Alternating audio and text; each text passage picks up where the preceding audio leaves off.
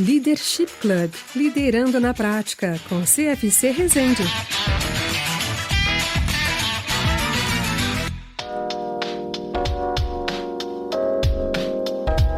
Fala galera, tudo bem? Hoje, convidado especial, hein? Ó, esse é daqueles que entra no grupo de amigos, inclusive, então fica especial mesmo, porque a gente tá hoje aqui com uma liderança que é bem interessante, inclusive pela diversidade de prismas que ele já conseguiu passar e provocar evoluções nas empresas que passou. É um cara que estava numa posição de CEO agora, da Tanto, que já foi, antes aqui, na história, um diretor de inovação numa empresa multinacional, no Carrefour, no grupo Carrefour, né? Passou pelo banco, pelo próprio varejo do grupo, já passou por Leroy Merlin, já interagiu muito com Venture Capital, é autor de livro, tem um livro sobre transformação digital, sobre digitalização, sobre inovação, é um cara super presente no ecossistema de inovação, com podcast também e tal. Então, cara, é um prazer enorme te receber aqui na nossa Leadership Club, na nossa digamos assim, né, área aqui do nosso Love the Problem. Muito obrigado por ter aceitado o convite, Charles. Prazer. Dá um alô pra galera. Prazer é todo meu, CFC. Pô, de novo, né? Assim,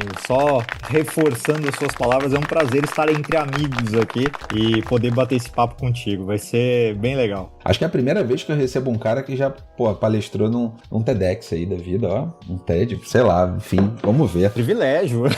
É isso. Tem nem roupa pra isso, mas tudo bem. Vambora.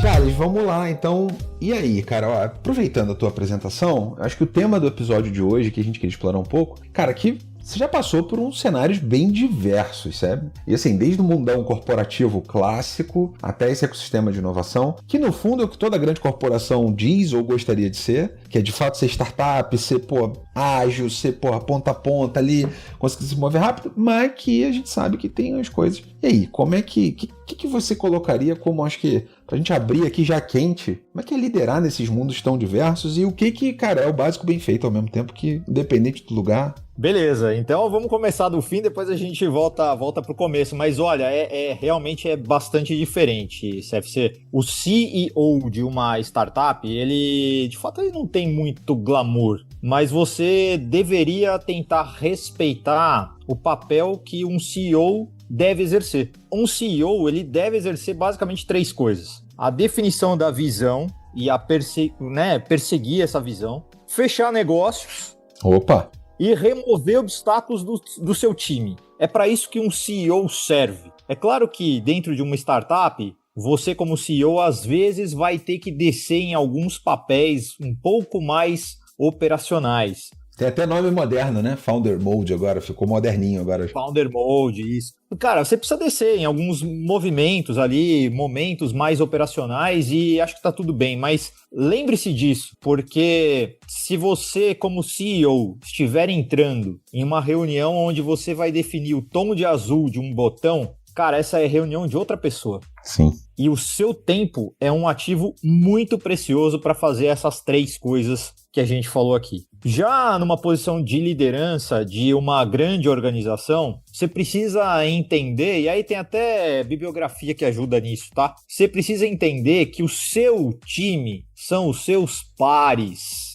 O grande problema da maior parte dos executivos é que ele fala do seu time em relação à sua torre. Só lidera pra baixo, né? Só lidera pra baixo. Só lidera pra baixo. E assim, a liderança ela é construída de forma horizontal. Então, eu era superintendente de inovação do Banco Carrefour. Meus pares, o meu time, era o diretor de segurança da informação, o diretor de arquitetura, o diretor de infraestrutura, mas não só dentro do time de tecnologia, como também a diretoria de compras, a diretoria jurídica e etc. Você precisa entender que um time no campo com 11 jogadores precisa de um goleiro, precisa de um lateral, precisa de um atacante, precisa de um meio-campo e etc. Se você faz um time de especialistas só com goleiros, e aí a sua torre vertical, será que esse time tem alguma chance de trazer algum resultado? Então, acho que a principal diferença tá aí, CFC. Você, numa startup, tem que lembrar de cuidar dessas 3 coisas e, obviamente, cuidar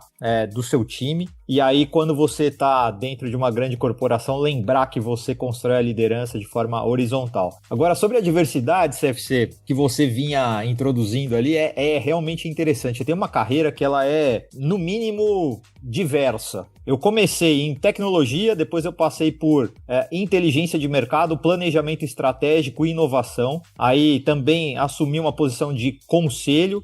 Fui conselheiro durante 2 anos, um mandato de 2 anos, e aí tem essas histórias, né? Professor, autor, podcaster, enfim.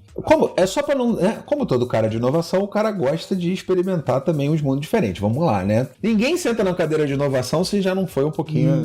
Pois é. Eu brinco que não existe ainda a faculdade de inovação, assim como também não existe executivos de inovação aposentados, né? Então é uma carreira relativamente nova. Sim. E as pessoas que vão assumir essa posição, elas assumirão vindo de outros lugares. Mas eu tava parando para pensar outro dia que também eu passei pela indústria, né? Eu trabalhei na Alcoa. Olha só. Depois eu passei por uma consultoria, a IDC. Passei por Telecom e TI. Fui SAP e Embratel, claro, hoje. Varejo, Leroy Merlin e também Carrefour. Bancos, né? O Banco Carrefour. E mais recentemente como CEO de uma startup que faz reembolso de despesas corporativas e premiação. Então, realmente, assim, tem bastante diversidade aqui nessa carreira. Ela não foi nem um pouco linear. Mas isso... Eu acho que, assim, eu me defino um generalista, né? Eu acho que tem até o livro Generalistas Vão Dominar o Mundo, Vão Mudar o Mundo. Eu não lembro exatamente o título agora, mas acaba sendo uma questão de, quando você está numa posição de liderança, dificilmente você vai precisar e exigir você ser aquele cara que é o ultra especialista em riscos, em crédito e etc. Se você estiver nessa cadeira, beleza. Quanto mais você sobe, mais você precisa entender como as coisas se conectam e mais fazer acontecer, né? Tipo, principalmente com empresas maiores. De novo, startup é tudo diferente. Startup você vai jogar nas 11 porque você precisa, em algum momento. E eu, como fundador, eu entendo bem o que é isso, porque são os ciclos e faço venda até hoje e vai continuar sendo dentro do porte de empresa que eu hoje tenho. Mas é diferente. Mas tem um básico bem feito e aí eu acho que tem uma coisa que o Charlie não trouxe aqui, que eu acho que é muito interessante. Você descreveu há pouco, quando você falou de liderar para o lado, né? Seu time serem os demais líderes ali, seus pares da organização, que tá lá no Team of Teams, cara, na essência, na base do livro Team of Teams, e que tem muito a ver sobre respeitar o seu time e desenvolver os seus pares também, liderar para baixo, para o lado e para cima, muitas vezes. Já te vi fazendo isso em cenários em que a gente trabalhou junto. Eu queria explorar um pouco mais essa diferença e heterogeneidade, porque quando você está como CEO na startup, você montou provavelmente boa parte do time. Diferente de chegar num cenário em que você precisa ganhar confiança. E a gente tem muitos líderes aqui que escutam a gente, que estão exatamente nesse processo de carreira de coordenador, de gerente, e estão sofrendo, certo? Com esse processo de jogar para o lado, digamos assim. Estão ali presos no xadrez corporativo, estão...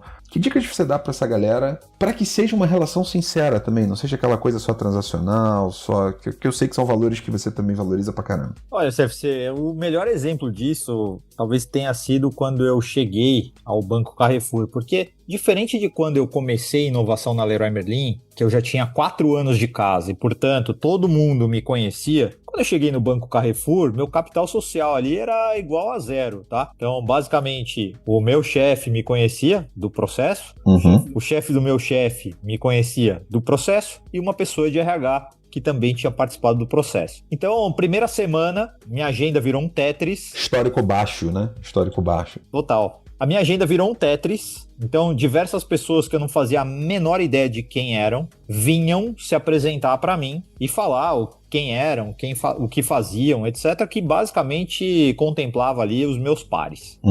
E aí pares do banco inteiro. E aí no finalzinho dessa reunião, não deixava só eles se apresentarem, eu também apresentava um pouco daquilo que era a minha ambição como framework de inovação que eu gostaria de implantar no banco. Ambição não significa que seria exatamente daquele jeito. E eu terminava a reunião dizendo: e se você tiver um problema, lembra de mim. Porque no fim do dia, inovação é sobre resolver problemas reais de pessoas reais.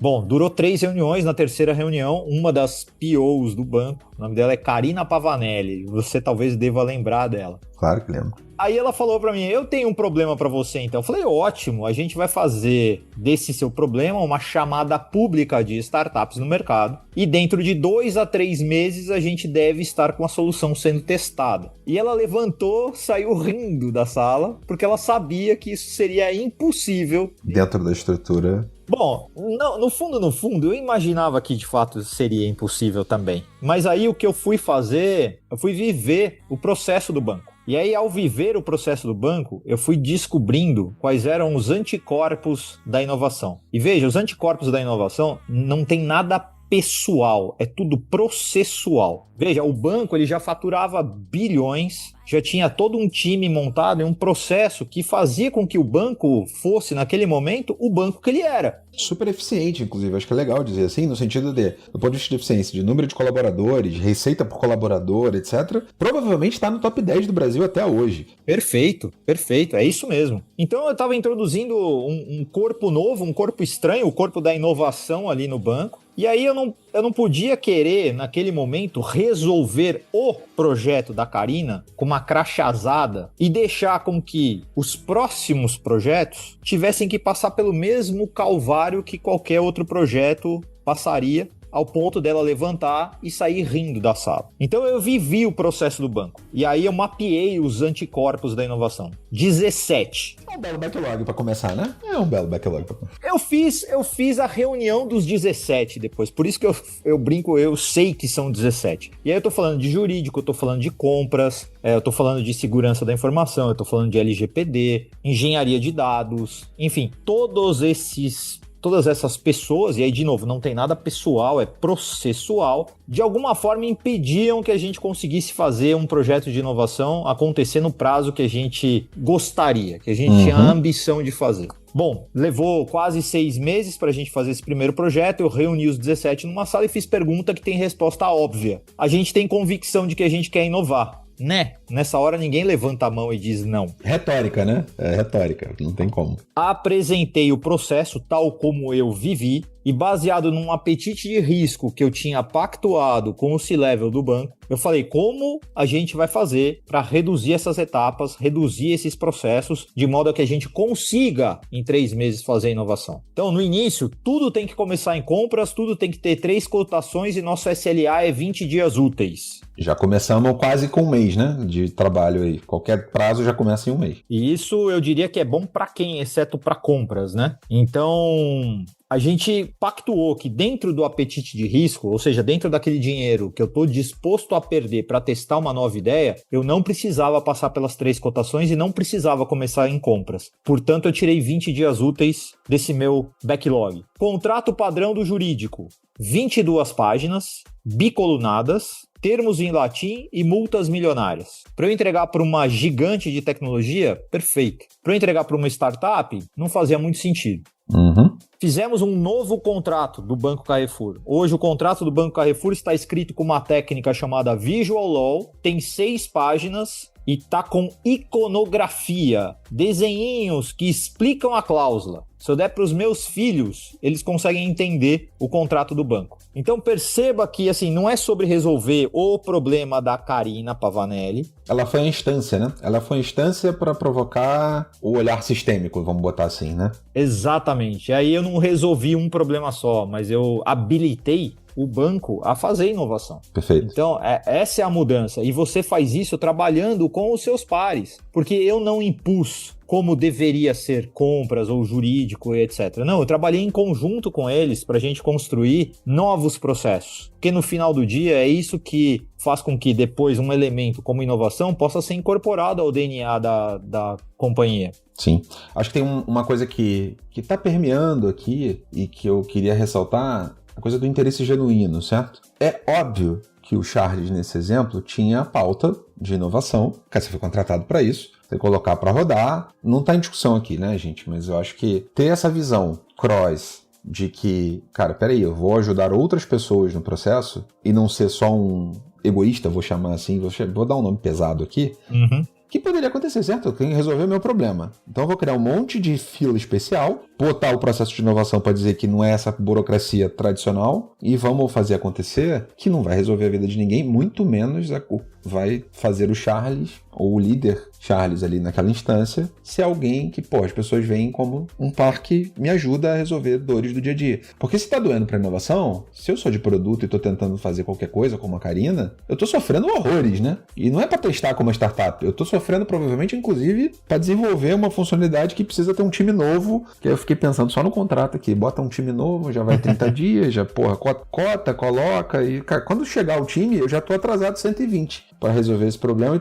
e tendo que explicar pro CEO que, não resolvemos ainda, estamos há 120 dias aí nesse processo todo. Então, super legal. Porque é aquilo que a gente falou, né? Se o CEO ele não pode também depois descer nesse nível tão operacional, o CEO ele vai aprovar. Então aprova aqui o recurso para você contratar um novo time, contratar um novo software, etc. Um mês depois ele vai te perguntar, e aí? Você vai dizer que isso ainda está em compras? Uhum. Então, de fato, ali a gente estava mudando a companhia de patamar, né? Criando processos que, de fato, mudavam o jogo para o Banco Carrefour em relação a todo o ecossistema, né? Não só o de inovação, mas também de tecnologia, de outros players, enfim. Tem uma coisa que eu queria explorar aqui com você, porque você passou por 2 players de varejo, vamos botar assim, tudo bem que o banco ali já foi uma transição, mas você passou tanto pela Leroy Merlin, que é varejo, é um varejo diferente, não é um varejo alimentar, talvez com tanta escassez como, por exemplo, no varejo alimentar, que você vende bilhões, trilhões, mas você tem 5% de margem no final, como é o Grupo Carrefour e outros grupos grandes varejistas, mas você fez essa transição para o universo de mundo financeiro, onde naturalmente margens maiores. Cara, quando você tem 15% de taxa de juros no Brasil, o jogo já muda, certo? Porque o teu produto de crédito, ele já parte de uma rentabilidade diferente. Tudo bem que o PDD também, prejuízo também, mas explorando um pouquinho aqui, e depois você foi para startup. Não é tanto, por mais também mundo financeiro, mas uma startup que aí é outra pegada. Como é que foi para você trafegar nesses mundos? Eu gosto muito de padrões, né? Como todo bom nerd. E como é que foram esses padrões de escassez, primeiro? Aí você vai para um grupo que já tinha uma questão de eficiência operacional muito grande, não à toa o banco aqui,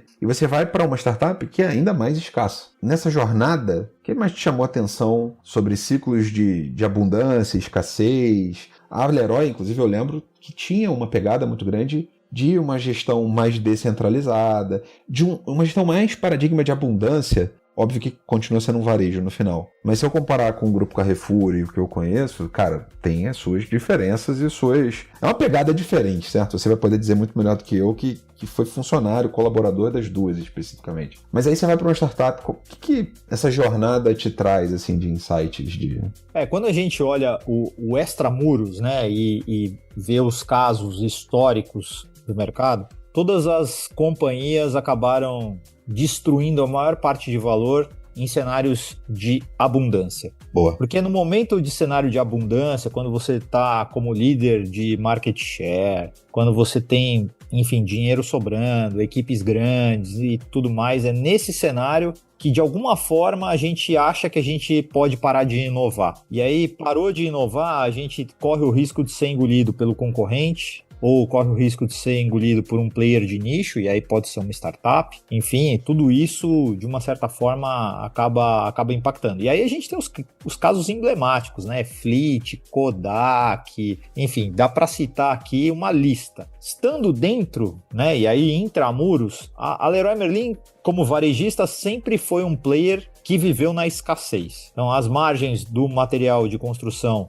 como integram também decoração e acabamento, são um pouquinho melhor sim. Quando a gente fala de material de construção é muito baixa, tá? Cimento, por exemplo, a margem é vai pro perto alimentar, de zero. Né? Vai ali pro alimentar, vai para 0,0. Mas quando você está vendendo uma cortina e uma almofada, claro, tem um pouquinho mais de margem, então é um negócio que tem um pouquinho mais de margem em relação ao varejo alimentar, mas é absolutamente escasso. Você precisa saber controlar muito bem ali. O segredo, nesse momento de escassez, é você ser criativo e não perder nunca o foco de resolver problemas do cliente. E aí eu acho que é onde a Leroy Merlin tem diversos saltos de projetos que deram muito certo porque se focaram nisso. Uhum. O varejo, de uma forma geral, ele acabou fazendo, e agora, cuidado, tá, CFC, porque você vai colocar isso aqui no ar, isso aqui vai dar polêmica.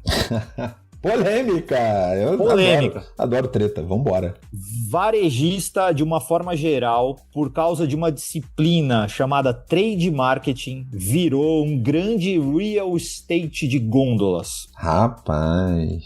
O varejista negocia com a indústria compra o espaço, negocia eventualmente número de promotores em detrimento de um volume de compras e tudo mais. E aí isso acaba por poluir o que é o coração do negócio e o teu cartão de visita com o cliente. Vai impactar a experiência de alguma forma, né?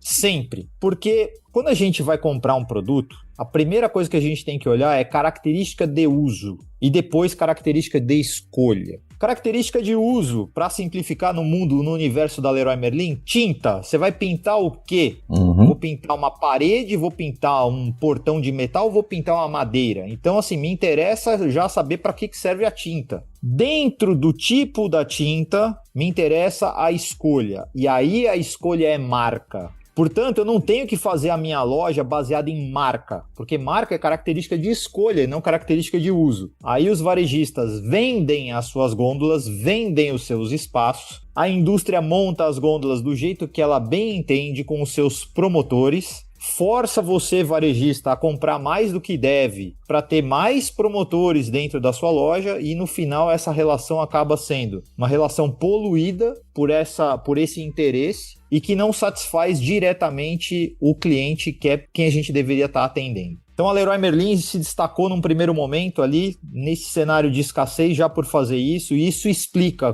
como e por que ela chegou em primeiro lugar do ranking quando a gente olha ali para o varejo físico. Só que aí ela resolveu que ia fazer também a parte de Omnichannel. E Omnichannel, na sua definição maior, é um varejo sem fricção entre os canais. Preço é fricção. Então, se você pensou aqui em outros varejistas que, hipoteticamente falando, se denominam como Omnichannel, vejam se o preço não é uma fricção entre o canal digital e o canal físico. Porque se não é Omnichannel. E aí a Leroy Merlin, de fato, ela unificou gama, preço, estoque. Acho que a Leroy Merlin ainda é o único varejista que publica o seu estoque no site. Joguem lá depois o nome de um produto, de uma marca no site da Leroy Merlin, vocês vão ver o que eu estou falando. Então, nesse cenário de escassez, eu acho que obrigou a Leroy Merlin a continuar a ser criativa e a continuar com esse foco muito forte na relação com o seu cliente. Então, eliminou de uma certa forma toda essa relação de trade marketing e promotores e etc. O planograma da loja hoje, quem é dono do planograma é a Leroy Merlin. Depois, uma estratégia omnichannel. Que é tudo sobre experiência, vamos combinar, né? No final do dia você consegue montar e atender as necessidades. E aí, claro, né, SFC, a gente chega dentro de um cenário onde tem um pouquinho mais de abundância, porque a gente está falando de um mercado que salta dos seus, talvez, milhões para bilhões. Mas o formato de gestão de um banco que ele é absolutamente eficiente, como a gente estava definindo aqui, também é um cenário de escassez. Então, ali eu nunca pude contar com um orçamento enorme e nem queria ter um time muito grande, etc. Eu acho que a gente precisa ter disciplina para cumprir com os objetivos daquilo que a gente precisa entregar. E aí, assim, inovação, quando eu olho para uma empresa digitalmente transformada, como o caso do Banco Carrefour, e isso feita pela K21 Nauer, eu acho que meu principal objetivo era aumentar o throughput das squads e resolver as dores das funções corporativas. No meio do caminho, melhorar produtos ou até construir processos novos ali dentro do banco, era tudo o que eu precisava fazer. E para isso, eu não preciso de orçamentos bilionários nem nada disso. Não. Quanto mais escasso ali for o recurso, mais inclusive isso vai me obrigar a ser criativo na busca de soluções. Perfeito. Por que eu te perguntei isso, né? E por que eu acho que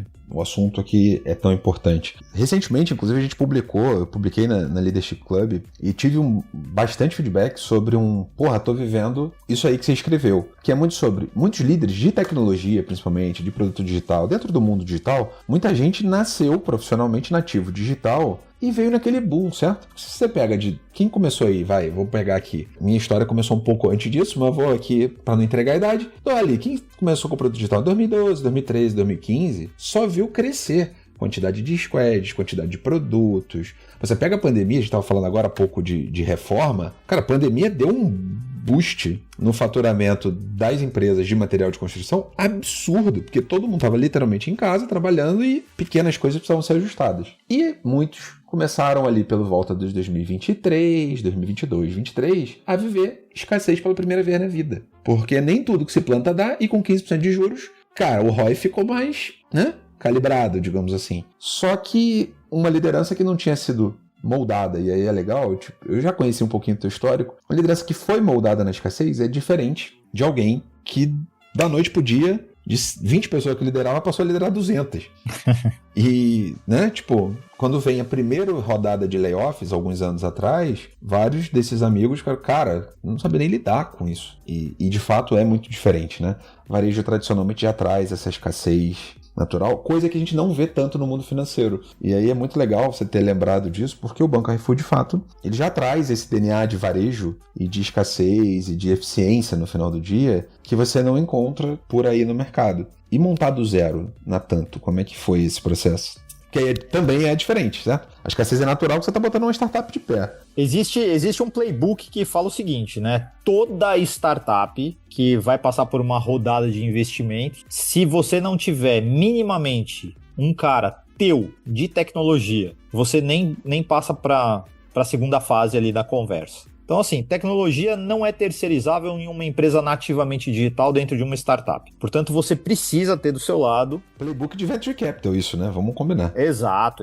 Lado direito ali, né? Você precisa ter, o teu braço direito vai ser uma pessoa de tecnologia. Então, uma pessoa de tecnologia local, com quem você pode, enfim, discutir o plano estratégico da companhia, as mudanças, né? Todos os pivôs que você vai fazer e etc. Uhum. E do outro lado, é uma companhia que precisa escalar rápido. Então, assim, o teu braço esquerdo aqui vai ser absolutamente comercial. Então, você começa deste triângulo. E aí, se você puder complementar com um financeiro para fazer a boa gestão, te ajudar a economizar dinheiro e ajudar a olhar para frente, esticar o runway, fazer um running rate que caiba ali dentro do bolso, né? Fazer você durar mais tempo com o dinheiro que você já captou, etc. Tudo isso bastante importante. E do outro lado, uma pessoa que saiba pilotar bem a sua visibilidade no mercado. Então, um marketing ali, aí eu estou falando de um marketing absolutamente digital, né? Estou falando de, basicamente, anúncio em Google Ads, LinkedIn, Meta, etc. Então, com isso você forma o teu time coração e aí o restante, CFC, ele tem que entrar absolutamente como OPEX, tá? Então, eu vejo startups e founders cederem ao impulso de crescerem o time muito rapidamente. E aí vem um baque na cabeça, porque está desenhado no plano estratégico da startup que ela vai fazer um Series A dali 1 ano e meio, que é mais ou menos quando acaba o runway dela. E aí, de repente, o Series A não é fechado naquele timing. E aí, faz o quê? Nossa, isso inclusive é muito corporativo, né? Muito. Headcount não é sucesso? Se eu tenho mais cabeça para tomar conta, eu não tô sendo um líder melhor? Então, você sabe que isso tem muito a ver com a dificuldade que existe também em você fazer um processo de transformação digital eficiente. Uhum. Porque a gente educou o líder do passado a ele se orgulhar do fato dele ter um time de 100 pessoas, 200 pessoas, 300 pessoas. De repente ele vira um centro de excelência que cede pessoas e cede recursos para que squads funcionem. Então ele perde aquele status de ser um líder de 300, um líder de 400, enfim. Então isso atrapalha até o processo de transformação digital. Então, vale para o grandão, para a empresa grande. Como é que a gente muda essa mentalidade onde headcount definitivamente não é sucesso, mas é o KPI que você alimenta, impacta, né? O OKR que você consegue mexer, e você, do lado da startup, é crescimento, é venda, é dinheiro, é resultado. Não tem outra medida de sucesso. Então a gente tem que tomar um cuidado enorme, seja no grandão, no ambiente corporativo, com essa sedução de dizer, nossa, meu time é gigantesco, olha aqui, né? Neste espaço aqui estão todas as minhas pessoas e tudo mais. Mostra um andar inteiro de gente trabalhando que dificilmente você sabe o nome de todo mundo. E aí, numa startup, correu o risco de fazer a mesma coisa, né? Crescer pessoas, enfim, e delegando micro tarefas para que as coisas funcionem. Eu tive uma CFO que ela me ensinou, aprendi com ela o termo corte de unhas de gastos, né? E como, dependente se você está numa empresa pequenininha ou numa grandona, o corte de unha, assim como no ser humano, na empresa também tem que ser contínuo. Se deixar piscar o olho, quando você olhar, cara, você está gastando dinheiro em coisas que não fazem sentido serem gastas e justificando por algum motivo que, sei lá, se é válido ou não, né? Quando eu assumi a startup, CFC, eu tinha um dinheiro X para usar durante um ano. Uhum. E aí eu tinha uma série de custos ali dentro da minha planilha que eventualmente, na minha cabeça, não faziam sentido. Uhum. Então eu deixei rodar ali 90 dias, mais ou menos, para entender se aquilo de fato fazia sentido ou não. E aí, no segundo momento, a gente cortou tanta coisa que o runway inicial ali, que estava previsto para um ano, virou 2. Para você ter uma ideia, há tanto, nessa fase inicialíssima, 0 clientes, tinha um escritório na Oscar Freire, super legal, super bacana e etc. Mas existia a necessidade da gente fazer isso trabalhando 2 dias presencial, 3 dias em home office, sendo que a gente podia estar alocado dentro do escritório da investidora. Perfeito. Então foi um custo ali cortado de forma brutal pra gente, que nos ajudou demais a esticar o runway. E aí tem otimizações de cloud, tem uma série de coisas e na medida em que você vai fazendo, você, quando vai perceber, aquele dinheiro que parecia super curto, de repente ele vira um cobertor mais razoável. Mas, de novo, precisa ter essa mentalidade de escassez.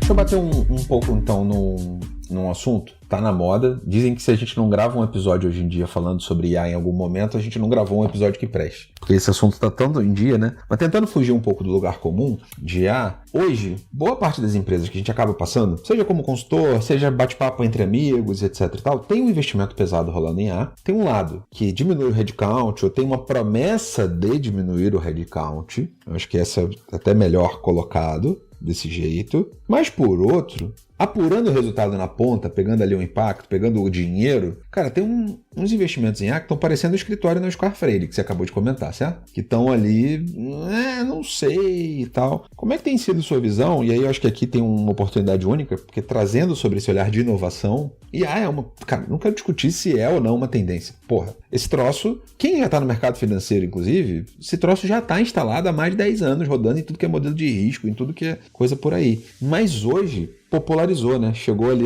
já passamos da curva. Já crossing the chasm ali, já foi. Chegou na maioria da população. E aí? Porque, cara, tô vendo muita gente gastar dinheiro, fazer projetos incríveis e não tá resolvendo nenhum básico bem feito ali com solução dessa parada. Beleza, que tem a promessa de headcount, mas e aí? Qual a tua visão desse contexto? O que você tá vendo no mercado? O que você já aplicou aí dentro de casa? Bom, quando eu estava na Leroy Merlin, eu fui o responsável ali por trazer um projeto que é brincadeira aqui, né? A prima pobre da Bia. A Bia, quando nasceu, ela fez propaganda no Jornal Nacional. Na Leroy Merlin, a gente não tinha o dinheiro para fazer a propaganda no Jornal Nacional, mas estava nascendo ali também a LIA, Leroy Merlin Inteligência Artificial. E ela nasceu de uma forma muito, muito, muito básica, CFC, para resolver uma primeira necessidade dos clientes, que era sempre o seguinte: ligar para o call center e saber, putz, amanhã é feriado, a loja vai abrir que horas? Basicão, né? Basicão. Então, assim, essa primeira inteligência artificial, baseada ali no Watson ainda, nada de generativa e etc., funcionava muito bem. Você ia treinando, aí você ia capturando mais respostas de clientes que não tinham sido resolvidas pela inteligência artificial, você ia lá, complementava a base de conhecimento e ela passava a responder aquilo depois. Então,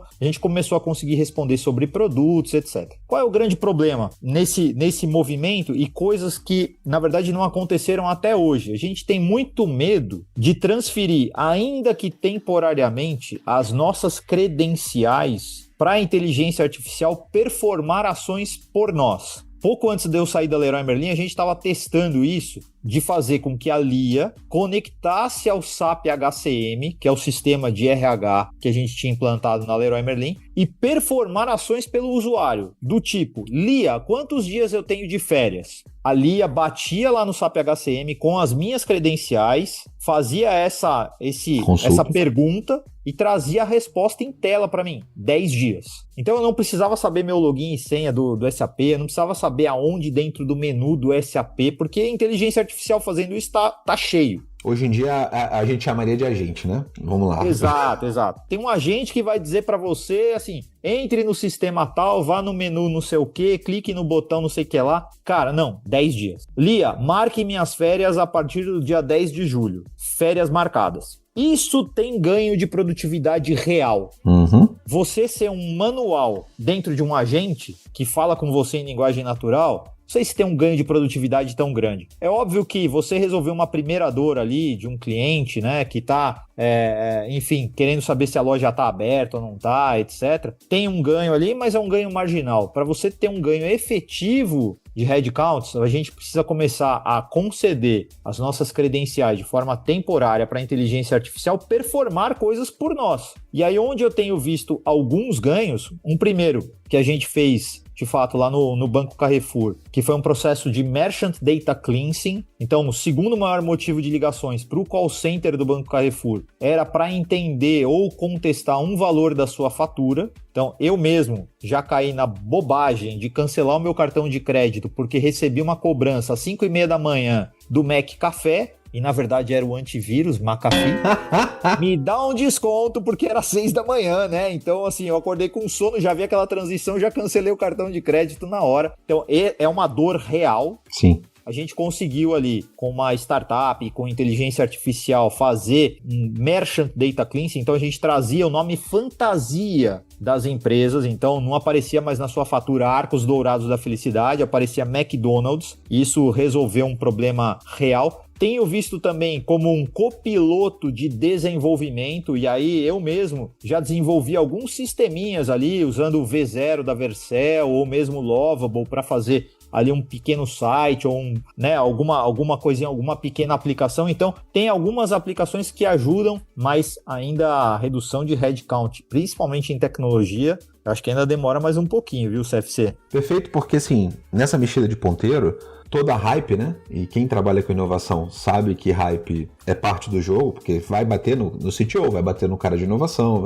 o assunto que não necessariamente está mexendo ponteiro, eu já vi até gastando mais. Tem a galera botando uns projetos cabulosos não, porque aí a gente vai eliminar todo o nosso atendimento. Foi um exemplo muito legal que você trouxe, Leroy, porque não é sobre trocar todo o atendimento, é sobre criar uma experiência melhor, iterativamente sendo melhorada, inclusive. Você trouxe esse exemplo aqui, já tem meia dúzia de anos. Cara, não estamos falando de um negócio que rodou agora na hype da generativa, pelo contrário, isso já era feito. Sim, lá atrás. Exato. E que foi aos pouquinhos, até hoje você vai bater para falar em algum humano para alguns use cases lá da Leroy, provavelmente. Sim. Não está 100% digitalizado, e provavelmente faz sentido e ROI fazer, mas é um pouco e a pergunta foi um pouco para isso, tirar um pouquinho da nuvem, certo? Que se instala sobre que a nova tecnologia que vai para todos governar.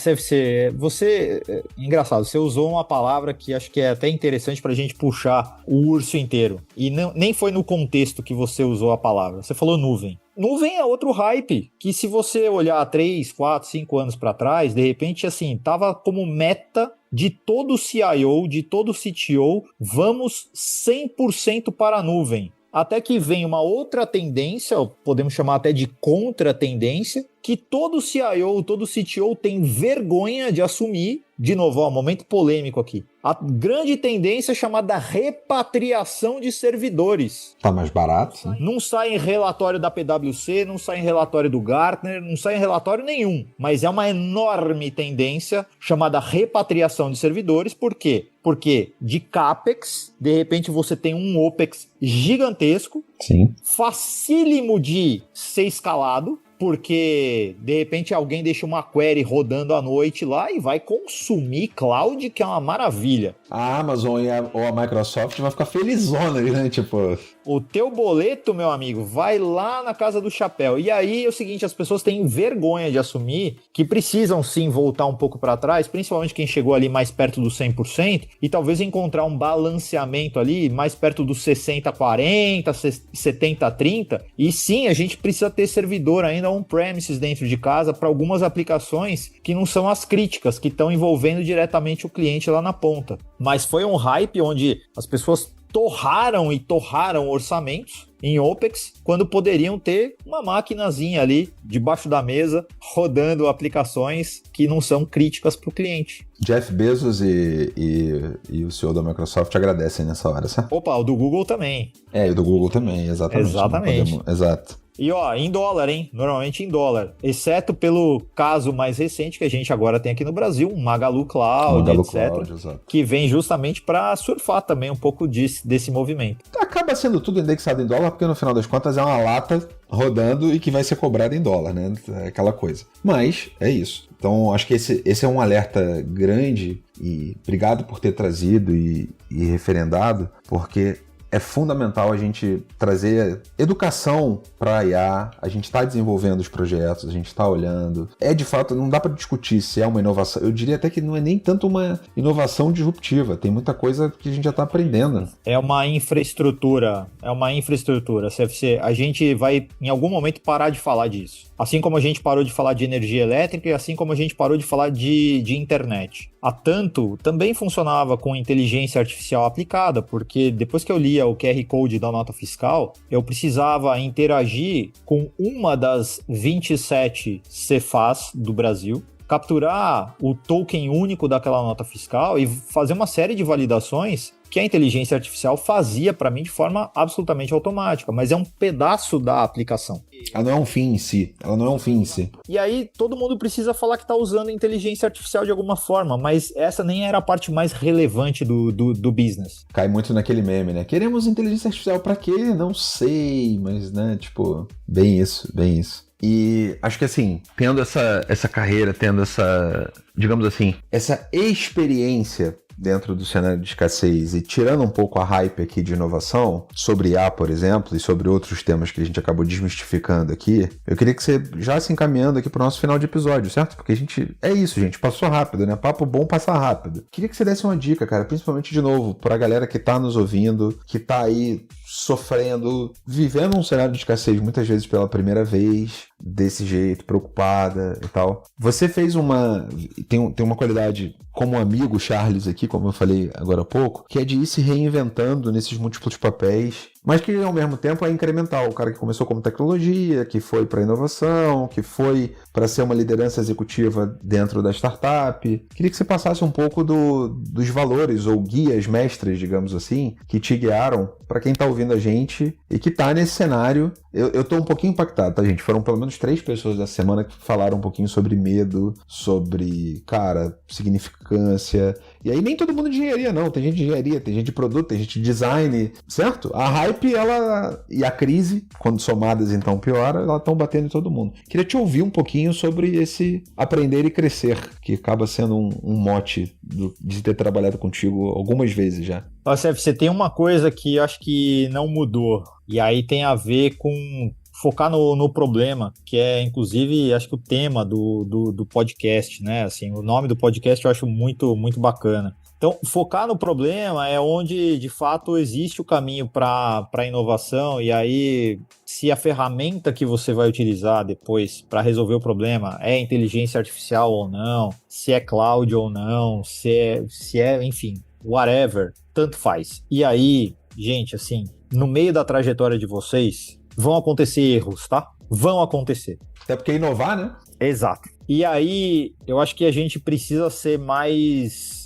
condescendente com esses erros. Eu acho que a gente precisa expor mais esses erros. Porque uma liderança que esconde os seus erros, de uma certa forma, está estimulando a que todo o time faça a mesma coisa.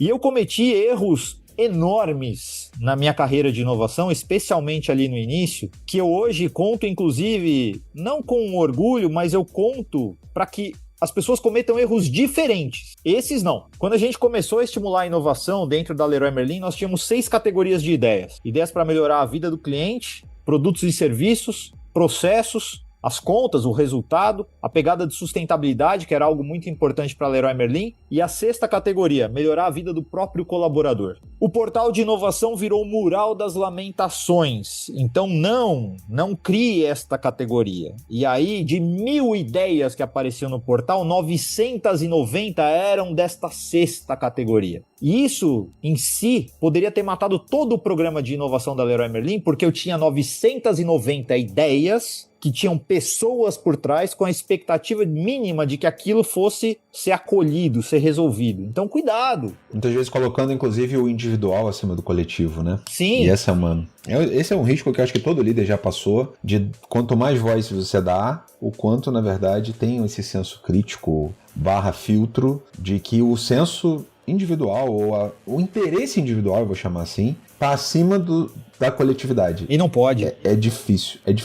Tá aí um filtro difícil como liderar. Porque não é sobre não empatizar sobre a necessidade individual daquela pessoa, que é válida, que é, tinha uma dor ali. Mas como é que você não faz com que isso vire um ruído incontrolável, certo? Certo, perfeito. E aí eu acho que é sobre isso, acho que é expor um pouco esses erros, dar até palco e holofote para o que está acontecendo de errado também, de uma forma absolutamente natural, que possa ser discutido depois pelo seu time também. Porque senão o risco é que a todo instante a gente esteja levantando o tapete e varrendo sujeira para debaixo dele. E aí pode ser que a tua carreira, o teu negócio, tudo se torne de uma certa forma insustentável. Então, acho que se eu pudesse resumir aqui em 2 dicas, a primeira é, continua focando no problema. Na medida em que você estiver resolvendo problemas, você está fazendo a coisa certa. Perfeito. Na dúvida, segue por esse caminho. E ao tentar resolver problemas, se algo der errado, não tenha medo de compartilhar isso com o time, com o ecossistema, com quem for, porque minimamente o que você está fazendo é transmitindo a tua experiência para que outras pessoas não cometam o mesmo erro.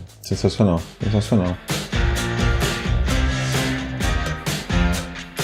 Cara, eu queria agradecer, só, muito legal, assim, aprendi, daria pra listar aqui meia dúzia de coisas que a gente falou hoje, e essa reflexão final, falando sobre errar e sobre essa transparência ao erro, é de fato que conecta super aqui, inclusive com os meus valores pessoais, de que faz parte, certo? Todos nós, a gente já fez alguma cagada na vida. Isso não nos define profissionalmente, porque fez a gente crescer de alguma forma. Então, como gestor, como gestora, você que está ouvindo a gente, provavelmente a gente foi...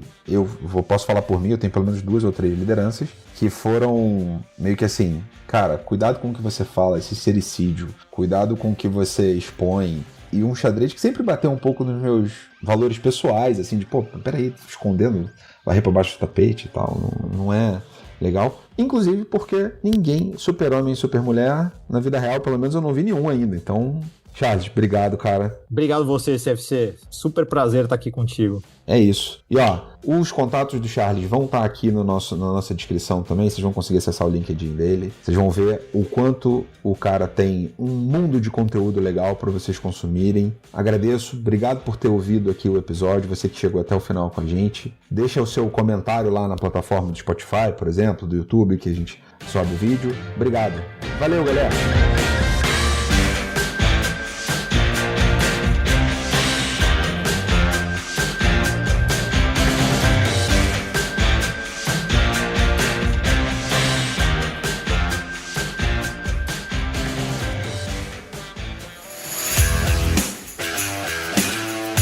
Este foi mais um episódio do Leadership Club com CFC Resende, no Love the Problem, o podcast oficial da K21 e Nowhere.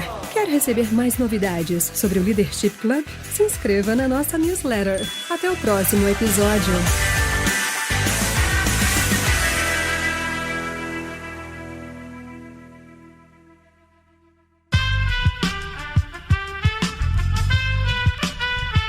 Esse podcast foi editado por Aerolitos Edição Inteligente.